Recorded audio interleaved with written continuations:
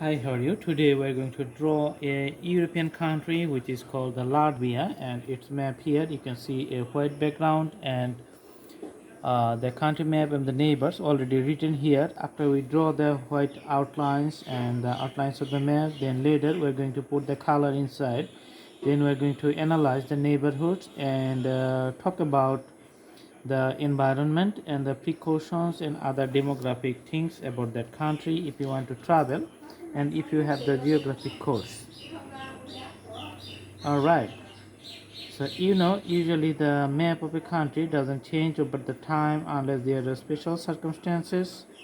So in case of war, the country gets split and divided into two regions, so the new map arises in terms of treaty or merging with one smaller country with a bigger one. Then you can also have a new shape of the map.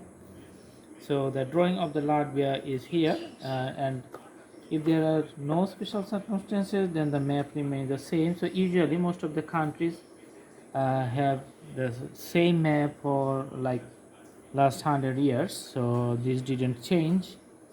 Now I'm going to put the color inside these borders, okay, so that you can see the land area and its particular shape of that particular country. Okay,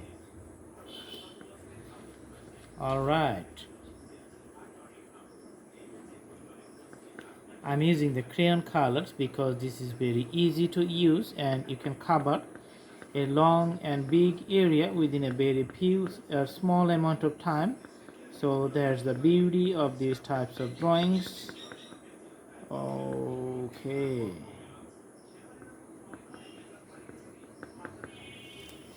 all right, so this is Latvia. You can see on the south Lithuania, Belarus here, on the east side Russia, on the top Estonia, and in this portion you can see the Gulf of Riga.